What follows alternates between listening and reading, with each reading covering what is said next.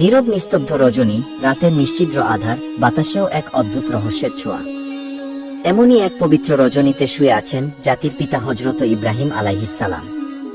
হঠাৎ ঘুমের মধ্যে তিনি একটি আশ্চর্য স্বপ্ন দেখলেন। এক ঐশ্বরিক কণ্ঠ যেন তাকে ডেকে বলছে, হে ইব্রাহিম, তুমি কোরবানি করো। হযরত ইব্রাহিম আলাইহিস সালাম এই স্বপ্ন দেখে জেগে উঠলেন। নবীর প্রতি স্বপ্নাদেশ ওহীর সমতুল্য, তাই তিনি ভোরবেলা 100 উট আল্লাহর রাস্তায় কুরবানি করে দিলেন। পরের দিন আবার তিনি শুয়ে রয়েছেন, ঘুমের ভেতরে আবার ভেসে আসলো অলৌকিক সেই কণ্ঠস্বর। কে যেন তাকে বলছেন, হে ইব্রাহিম, তুমি আল্লাহর রাস্তায় কুরবানি করো। তিনি এবারেও দ্বিধাহীন মনে আরো 100 উট আল্লাহর রাস্তায় কুরবানি করলেন।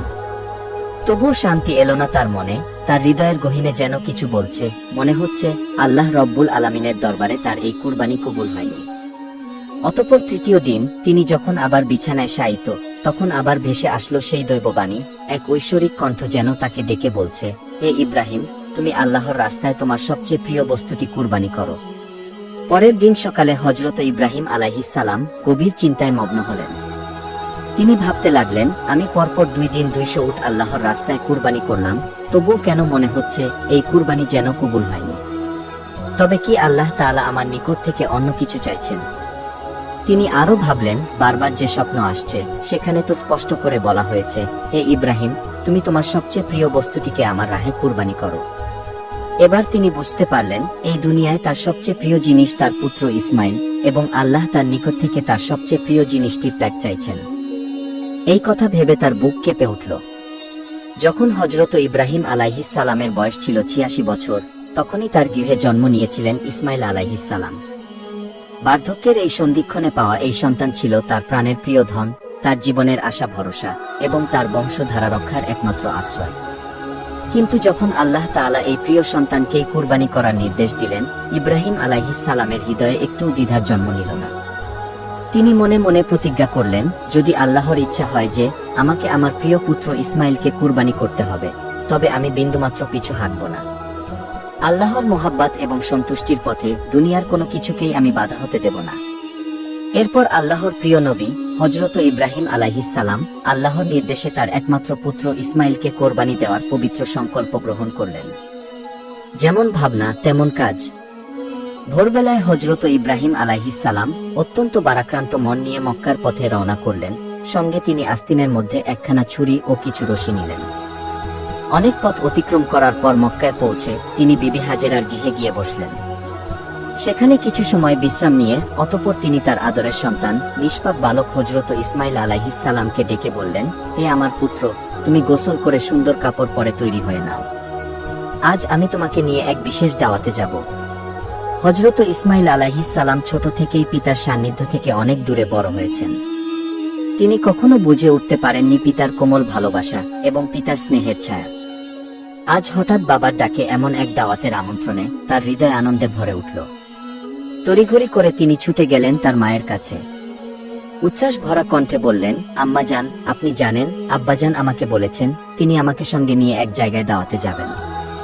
আম্মা জান, আপনি দয়া করে আমাকে গোসল করিয়ে দিন আর আমার সবচেয়ে সুন্দর জামাটা পরিয়ে দিন। আজ আমি পিতার সঙ্গে দাওয়াতে যাব। আম্মা জান, আমার আর তর সইছে না। বিবি হাজেরা কিছুক্ষণ স্তব্ধ হয়ে রইলেন। সন্তানের উচ্ছ্বাস দেখে তার মনেও আনন্দের ঢেউ খেলে গেল, কিন্তু অন্তরে কোথায় যেন এক অজানা শঙ্কা ভর করল। তিনি মৃদু কণ্ঠে জিজ্ঞেস করলেন, সত্যি কি বাবা তোমাকে দাওয়াতে নিয়ে যাবেন? হযরত ইসমাইল আলাইহিস সালাম বললেন, আপনি পিতাকে জিজ্ঞাসা করে দেখুন। অতঃপর বিবি হাজেরা হযরত ইব্রাহিম আলাইহিস সালামকে জিজ্ঞাসা করলেন, হে আমার প্রাণের স্বামী, আমি শুনলাম আপনি নাকি ইসমাইলকে নিয়ে একটি দাওয়াতে যাবেন। ইব্রাহিম আলাইহিস সালাম বললেন, হাজেরা, তুমি ঠিকই শুনেছ, তুমি ইসমাইলকে গোসল করিয়ে সুন্দর পোশাকে সজ্জিত করে দাও। আমি তাকে নিয়ে একটি স্থানে দাওয়াতে যাব। প্রিয় বন্ধুরা, আপনাদের অনেকের মনে হতে পারে হযরত ইব্রাহিম আলাইহিস সালাম আল্লাহর নবী হয়েও বিবি হাজেরা এবং ইসমাইল আলাইহিস সালামের সাথে একটি মিথ্যা কথা বলেছেন। কিন্তু মূলত জাতির পিতা ইব্রাহিম আলাইহিস সালাম তাদের সাথে মিথ্যা কথা বলেননি। গভীরভাবে যদি চিন্তা করা হয়, তাহলে ইব্রাহিম আলাইহিস সালামের এই কথাটি সঠিক এবং বাস্তবসম্মত ছিল। কেননা তিনি হযরত ইসমাইল আলাইহিস সালামকে নিয়ে আল্লাহর একটি দাওয়াতে যাচ্ছিলেন। এরপর বিবি হাজেরা পুত্র ইসমাইলকে উত্তম রূপে গোসল করিয়ে এবং সুগন্ধি লাগিয়ে সুন্দর পোশাকে সুসজ্জিত করে দিলেন। অতঃপর ইসমাইলকে স্বামীর হাতে তুলে দেওয়ার পূর্বে বিবি হাজেরা বললেন, হে আমার প্রাণের স্বামী, ইসমাইলকে আমি ছোট থেকে আজ পর্যন্ত লালন পালন করেছি, কিন্তু এই সময়ের মধ্যে এক মুহূর্তের জন্যও তাকে আমার দৃষ্টির আড়াল হতে দিইনি। হে আমার প্রিয় স্বামী, আপনি সবসময় তাকে দেখে রাখবেন, কখনোই তাকে আপনার চোখের আড়াল করবেন না। যতক্ষণ না আপনি ইসমাইলকে নিয়ে আমার কাছে ফিরে আসছেন, ততক্ষণ আমি উদ্বিগ্ন থাকব। আমি প্রতীক্ষায় থাকব আপনাদের পথের দিকে চেয়ে, আপনাদের আগমনের আশায়। হযরত ইব্রাহিম আলাইহিস সালাম বিবি হাজেরার এই কথাগুলো শুনলেন, কিন্তু কোনো উত্তর দিলেন না। তার হৃদয়ে এক অস্থির তুফান বয়ে যাচ্ছিল, তার মুখে কোনো কথা ফুটে উঠছিল না। চোখের কোণায় জমে থাকা অশ্রু যেন বেরিয়ে আসতে চাইছিল, কিন্তু তিনি তার সেই অশ্রুগুলোকে আল্লাহ রব্বুল আলামিনের মহব্বতের দরিয়ায় চেপে রেখেছিলেন। এরপর হযরত ইব্রাহিম আলাইহিস সালাম তার ছোট্ট পুত্র ইসমাইলকে সঙ্গে নিয়ে মিনার পাহাড়ের দিকে রওনা হলেন। অভিশপ্ত ইবলিস যখন দেখতে পেল মানব জাতির পিতা হযরত ইব্রাহিম আলাইহিস সালাম আল্লাহ রব্বুল আলামিনের নির্দেশ পালনের জন্য তার একমাত্র পুত্রকে কুরবানি করার দৃঢ় সিদ্ধান্ত নিয়েছেন, তখন এটা তার সহ্য হল না। সে বলতে লাগলো, হায় আফসোস, আমি ইবলিস, আমি মানুষের শত্রু, আল্লাহর অবাধ্যতার কারণে জান্নাত থেকে বিতাড়িত হয়েছি এবং আজীবনের জন্য জাহান্নামী হয়ে গেছি। অথচ এই মানব জাতির একজন সন্তান ইব্রাহিম আল্লাহর প্রিয় বান্দা হয়ে উঠবে, এটা আমি কিভাবে সহ্য করব? এটা কখনোই হতে দেওয়া যাবে না। ইব্রাহিমকে যেভাবেই হোক তার সিদ্ধান্ত থেকে ফেরাতে হবে। তখন ইবলিস একটি ষড়যন্ত্রের ফন্দি আঁটল। সে একজন ভালো মানুষের ছদ্মবেশে বিবি হাজেরার নিকটে উপস্থিত হল। অতঃপর শয়তান বলল, হাজেরা, তুমি কি জানো তোমার স্বামী ইব্রাহিম তোমার ছোট্ট সন্তানকে কোথায় নিয়ে যাচ্ছেন? বিবি হাজেরা বললেন, কেন? তিনি ইসমাইলকে বিশেষ একটি দাওয়াতে নিয়ে যাচ্ছেন। ইবলিস তখন মনে মনে বলল, আমি এতদিন যা শুনে এসেছি তাই সত্য। নারীজাতি অত্যন্ত ভোলাভালা এবং আবেগপ্রবণ, তাদেরকে যে কোনো মিথ্যা বা ধোঁকাবাজি দিয়ে সহজেই প্ররোচিত করা যায়। এবার দেখি হাজেরাকে কিভাবে ভুল পথে টেনে নেওয়া যায়। তখন শয়তান বলল, হে হাজেরা, তোমার স্বামী তোমাকে ধোঁকা দিচ্ছেন। বিবি হাজেরা শয়তানের মুখে এই কথা শুনে বললেন, তুমি এ কেমন কথা বলছো? আমার স্বামী আল্লাহর একজন নবী, তিনি কিভাবে আমাকে ধোঁকা দিতে পারেন? আমি তোমার কথা বিশ্বাস করি না। আর সত্যি করে বলো তো তুমি কে এবং কি উদ্দেশ্যে আমার স্বামীর বিরুদ্ধে তুমি আমাকে প্ররোচিত করছো? ইবলিস বলল, হাজেরা, এখন তো তুমি অত্যন্ত তেজের সাথে কথা বলছো, কিন্তু কালকে যখন দেখতে পাবে সত্যি ইব্রাহিম তার সন্তান ইসমাইলকে জবেহ করে দিয়েছে, তখন দেখা যাবে তোমার এত তেজ কোথায় থাকে। বিবি হাজেরা এবার বিরক্ত হয়ে বললেন, আচ্ছা তুমি কি বলতে চাচ্ছ একটু খুলে বলো। শয়তান বলল, আমি সেই কথা বলার জন্যই তোমার কাছে এসেছি। বিবি হাজেরা বললেন, তুমি কি আমাকে বুঝিয়ে বলতে পারো এর কি কোনো যুক্তি হয়? একজন পিতা কেন তার একমাত্র সন্তানকে জবাই করবে? শয়তান বলল, ও হাজেরা, ইব্রাহিম খামোখা ইসমাইলকে জবাই করবে না। আল্লাহ রব্বুল আলামিন তাকে নির্দেশ দিয়েছেন তিনি যেন ইসমাইলকে তার রাস্তায় কুরবানি করেন। আর সেই কারণেই ইব্রাহিম তোমার পুত্র ইসমাইলকে জবেহ করতে মিনার পাহাড়ে নিয়ে যাচ্ছে। এখনো সময় আছে, তুমি তাড়াতাড়ি গিয়ে ইসমাইলকে তার হাত থেকে রক্ষা করো, অন্যথায় দেখবে তোমার স্বামী ইব্রাহিম তোমার পুত্র ইসমাইলকে আল্লাহর আদেশ পালন করতে গিয়ে জবেহ করে দিয়েছে। বিবি হাজেরা এবার শয়তানের কথা শুনে বললেন, আল্লাহ রব্বুল আলামিন দুনিয়ার এতগুলি মানুষের মধ্যে থেকে যদি আমার পুত্র ইসমাইলকে তার রাস্তায় জবেহ করার জন্য কবুল করে থাকেন, তাহলে এর চাইতে বড় সৌভাগ্যের বিষয় আমার জন্য আর কিছুই হতে পারে না। শুধু একজন ইসমাইল নয়, আল্লাহ রব্বুল আলামিন যদি আমাকে হাজার হাজার সন্তান দিতেন, আর সেই হাজার সন্তানকে যদি আল্লাহ রব্বুল আলামিন তার রাস্তায় কুরবানি করার জন্য আদেশ দিতেন, আমি খুশি মনে তাদের সকলকেই আল্লাহর রাস্তায় উৎসর্গ করে দিতাম। আমি বুঝতে পেরেছি তুমি মরদুদ, তুমি ইবলিস, তুমি আমাকে ধোঁকা দিতে এবং প্ররোচিত করতে এখানে এসেছ। আমি তোমার কাছ থেকে আল্লাহর আশ্রয় প্রার্থনা করছি, তুমি এখনই আমার সামনে থেকে দূর হয়ে যাও। বিবি হাজেরার এই তেজদীপ্ত বক্তব্য শুনে অভিশপ্ত ইবলিস তার কাছে টিকতে পারল না। অতঃপর শয়তান সেখান থেকে পাগলা কুকুরের মতো লেজ গুটিয়ে পালিয়ে গেল। ইবলিস যখন দেখল বিবি হাজেরাকে ধোঁকা দিয়ে কোনো রকমেই কাজ করা যাচ্ছে না, তখন সে চিন্তা করতে লাগলো, যাই বালক ইসমাইলকে গিয়ে এবার ধরি। হযরত ইসমাইল আলাইহিস সালাম তার পিতা ইব্রাহিম আলাইহিস সালামের পিছনে পিছনে চলছিলেন। ইবলিস তখন ইসমাইল আলাইহিস সালামকে হাতের ইশারা করে ডেকে হযরত ইব্রাহিম আলাইহিস সালামের থেকে আরো দূরত্বে নিয়ে গেল। এরপর শয়তান ইসমাইলকে বলল, ইসমাইল, তুমি কি জানো তোমার পিতা তোমাকে কোথায় নিয়ে যাচ্ছে? ইসমাইল আলাইহিস সালাম বললেন, কেন পিতা আমাকে দাওয়াত খেতে নিয়ে যাচ্ছে? ইবলিস বলল, ওহে বালক, তুমি তো অত্যন্ত কচি ও ছোট, তোমার মন সাদাসিধে ও ভোলা ভালা, তাই তোমার পিতা তোমাকে দাওয়াতে নিয়ে যাবার কথা বলে ধোঁকা দিয়েছে। হযরত ইসমাইল আলাইহিস সালাম বললেন, তুমি এ কেমন কথা বলছো? কেন আমার পিতা আমাকে ধোঁকা দেবেন? আমি তার একমাত্র সন্তান। এতদিন পরে তিনি আমার সাথে দেখা করতে এসেছেন, ধোঁকা দেওয়ার উদ্দেশ্য কি হতে পারে? ইবলিস বলল, হে ইসমাইল, তুমি জেনে রাখো, তোমার পিতা তোমাকে দাওয়াত খাওয়ার কথা বলে ধোঁকা দিয়ে তোমাকে জবেহ করার জন্য নিয়ে যাচ্ছে।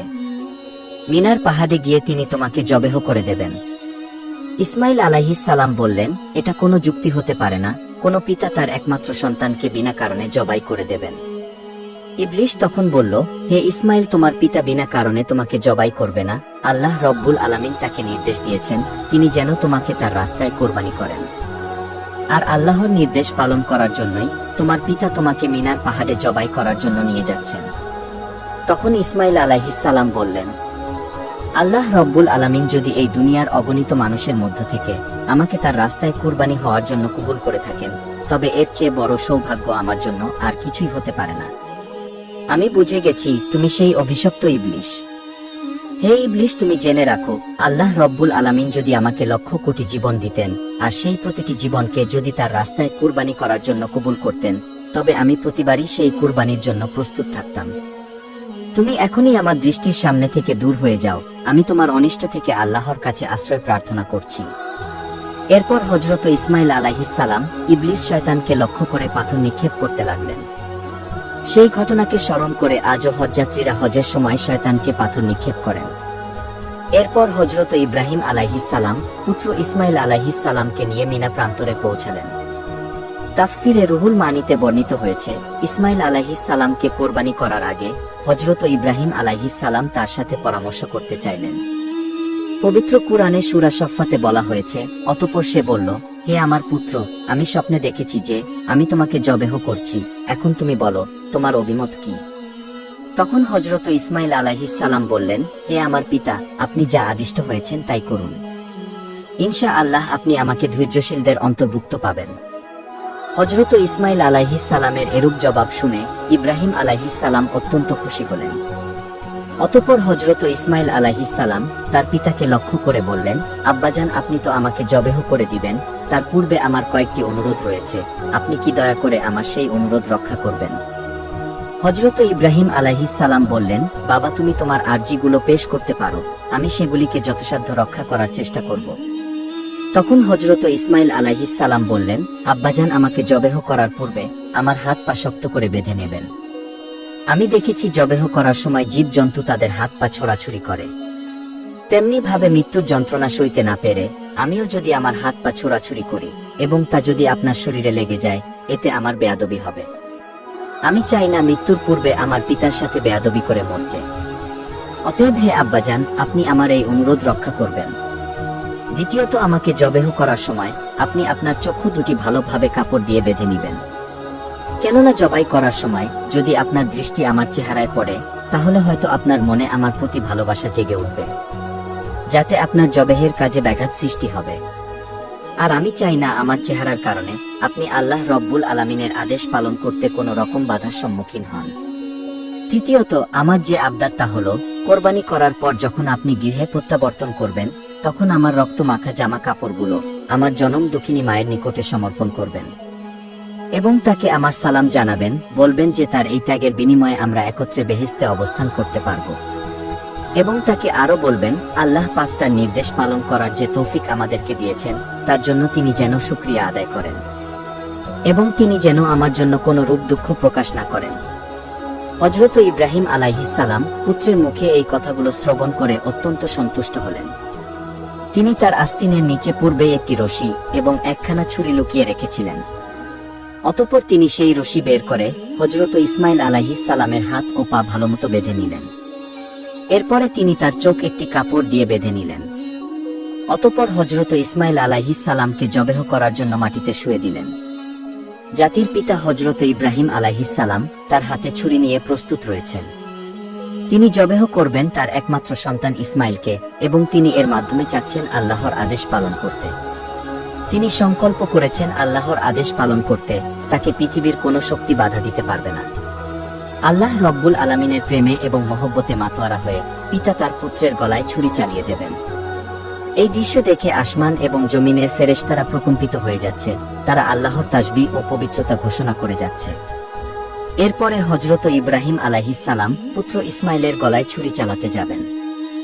এমন সময়ে আল্লাহ রব্বুল আলামিন ছুরিকে নির্দেশ দিলেন, হে ছুরি, খবরদার, তুই ইসমাইলের গলার একটি পশমও কাটবি না। তুই যদি ইসমাইলের গলার একটি পশম কাটিস, তাহলে তোর জন্য আমি জাহান্নামের আগুনকে অবধারিত করে দেব। অতঃপর হযরত ইব্রাহিম আলাইহিস সালাম বিসমিল্লাহ বলে পুত্র ইসমাইলের গলায় ছুরি চালিয়ে দিলেন। কিন্তু ছুরি তো পূর্বেই আল্লাহর নির্দেশ পেয়েছে, সে আল্লাহর ভয়ে ভীত হয়ে ইসমাইল আলাইহিস সালামের গলার একটি পশমও কাটল না। হযরত ইব্রাহিম আলাইহিস সালাম বারবার ইসমাইল আলাইহিস সালামের গলায় ছুরি চালাচ্ছেন, কিন্তু কোনো রূপেই তিনি তার গলা কাটতে সক্ষম হচ্ছিলেন না। তখন হযরত ইসমাইল আলাইহিস সালাম পিতাকে বললেন, আব্বাজান, আপনি সম্ভবত আমার স্নেহের প্রভাবে প্রভাবিত হয়ে জোরে ছুরি চালাতে পারছেন না। আব্বাজান, আপনি আপনার গায়ের সমস্ত শক্তি দিয়ে ছুরি সঞ্চালন করুন।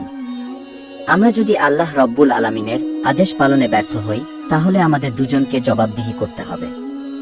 ইসমাইল আলাইহিস সালামের এই কথা শুনে পুনরায় হযরত ইব্রাহিম আলাইহিস সালাম তার গায়ের সমস্ত শক্তি দিয়ে তার গলায় ছুরি চালাতে লাগলেন। কিন্তু তারপরেও ছুরি হযরত ইসমাইল আলাইহিস সালামের একটি পশমও কাটল না। অনেকক্ষণ ধরে এভাবে ছুরি চালানোর পরে হযরত ইব্রাহিম আলাইহিস সালাম একেবারেই বিরক্ত হয়ে গেলেন। অতঃপর তিনি সজোরে ছুরিটি একদিকে নিক্ষেপ করলেন, আর সেই ছুরি গিয়ে লাগলো একটি পাথরের গায়ে। সঙ্গে সঙ্গে সেই পাথরটি দ্বিখণ্ডিত হয়ে গেল। ইব্রাহিম আলাইহিস সালাম চোখ খুলে দেখলেন ছুরির আঘাতে পাথর দ্বিখণ্ডিত হয়ে গেছে। অতঃপর তিনি আবার ছুরিটিকে হাতে নিলেন। এরপর আল্লাহর নামে পুনরায় তিনি হযরত ইসমাইল আলাইহিস সালামের গলায় ছুরি চালাতে যাবেন। এমন সময় আল্লাহ রব্বুল আলামিন হযরত জিব্রাইল আলাইহিস সালামকে হুকুম দিলেন, হে জিব্রাইল, তুমি বেহেশত থেকে একটি দুম্বা নিয়ে যাও, আর ইসমাইলকে সরিয়ে তার জায়গায় বেহেশতি দুম্বাটি রেখে দাও। হযরত জিব্রাইল আলাইহিস সালাম চোখের পলকে বেহেশত থেকে একটি দুম্বা নিয়ে চলে আসলেন। প্রিয় দর্শক, এখানে একটি কথা বলে রাখা ভালো, এই দুম্বাটি ছিল হযরত আদম আলাইহিস সালামের নেক সন্তান হাবিলের কোরবানিকৃত দুম্বা, যেটি আল্লাহ রব্বুল আলামিন এতদিন বেহেশতে সংরক্ষণ করে রেখেছিলেন। অতঃপর হযরত জিব্রাইল আলাইহিস সালাম ইসমাইল আলাইহিস সালামকে সরিয়ে ইব্রাহিম আলাইহিস সালামের ছুরির নিচে সেই বেহেশতি দুম্বাটি রেখে দিলেন। আর এদিকে হযরত ইব্রাহিম আলাইহিস সালাম ছুরি চালিয়ে দিলেন, সাথে সাথে বেহেশতি দুম্বাটি কোরবানি হয়ে গেল। কিন্তু হযরত ইব্রাহিম আলাইহিস সালাম মনে করলেন তার পুত্র ইসমাইলকে তিনি কোরবানি করে দিয়েছেন। কোরবানি সম্পন্ন হওয়ার সাথে সাথে হযরত ইব্রাহিম আলাইহিস সালাম বললেন, আলহামদুলিল্লাহ। অতঃপর তিনি তার চোখ খুলে দেখলেন ইসমাইল আলাইহিস সালাম তার পাশে দাঁড়িয়ে আছে এবং কোরবানি হয়ে গেছে একটি বেহেশতি দুম্বা। এই দৃশ্য দেখে হযরত ইব্রাহিম আলাইহিস সালাম আল্লাহর ফেরেশতা জিব্রাইল আলাইহিস সালামকে জিজ্ঞাসা করলেন, হে ভাই জিব্রাইল, আল্লাহ রব্বুল আলামিন তবে আমার কোরবানি কবুল করেননি কেন? আমি আমার পুত্র ইসমাইলকে কুরবানি করতে সক্ষম হলাম না কেন? হযরত জিব্রাইল আলাইহিস সালাম বললেন, হে ইব্রাহিম, আল্লাহ তাআলা আপনার প্রতি সন্তুষ্ট হয়েছেন। আপনি তার নির্দেশ পালন করতে গিয়ে স্বীয় পুত্রকে কোরবানি করতে উদ্যত হয়েছিলেন, এবং আপনার পুত্র যেভাবে আল্লাহর নির্দেশ মান্য করে স্বীয় প্রাণ তার রাহে উৎসর্গ করতে প্রস্তুত হয়েছিলেন, তাতে আল্লাহ পাক আপনাদের পিতা ও পুত্র দুজনের উপর অত্যন্ত সন্তুষ্ট। তিনি আপনাদের দুজনকেই পরীক্ষা করেছিলেন এবং আপনারা সেই পরীক্ষায় উত্তীর্ণ হয়েছেন। আল্লাহ রব্বুল আলামিন আপনার উপর সন্তুষ্ট হয়ে বেহেশত থেকে একটি দুম্বা প্রেরণ করেছেন, আর সেই দুম্বাটিকে আপনি কুরবানি করেছেন। হযরত জিব্রাইল আলাইহিস সালামের মুখ থেকে এই কথা শ্রবণ করার পর হযরত ইব্রাহিম আলাইহিস সালাম পুনরায় আল্লাহ রব্বুল আলামিনের শুকরিয়া আদায় করলেন। আল্লাহ রব্বুল আলামিন হযরত ইসমাইল আলাইহিস সালামকে কোরবানি দেওয়ার সর্বশেষ পরিস্থিতির উপর আলোকপাত করে পবিত্র কুরআনে সূরা সাফফাতে উল্লেখ করেছেন। অতঃপর তারা যখন দুজনে আল্লাহর আনুগত্য প্রকাশ করল এবং ইব্রাহিম তার পুত্রকে জবেহ করার জন্য কাঁধ করে শায়িত করল, তখনই আমি তাকে আহ্বান করে বললাম, হে ইব্রাহিম, তুমি তোমার স্বপ্নের আদেশ সত্যি পালন করলে, আর এভাবেই আমি সৎকর্মপরায়ণদেরকে পুরস্কৃত করে থাকি। নিশ্চয়ই এটা ছিল একটি স্পষ্ট পরীক্ষা, এবং আমি তার পরিবর্তে এক পৃষ্ঠপুষ্ট জন্তু জবেহ করেছিলাম, এবং আমি তা পরবর্তীদের জন্য নিদর্শন করে রেখেছি। প্রিয় দর্শক, এটাই ছিল হযরত ইব্রাহিম আলাইহিস সালাম কর্তৃক তার পুত্র হযরত ইসমাইল আলাইহিস সালামকে কুরবানি দেওয়ার কাহিনী। আল্লাহ রব্বুল আলামিন জাতির পিতা হযরত ইব্রাহিম আলাইহিস সালামের এই ত্যাগ তিতিক্ষা ও আল্লাহ প্রেম থেকে আমাদেরকেও শিক্ষা লাভ করার তৌফিক দান করুন।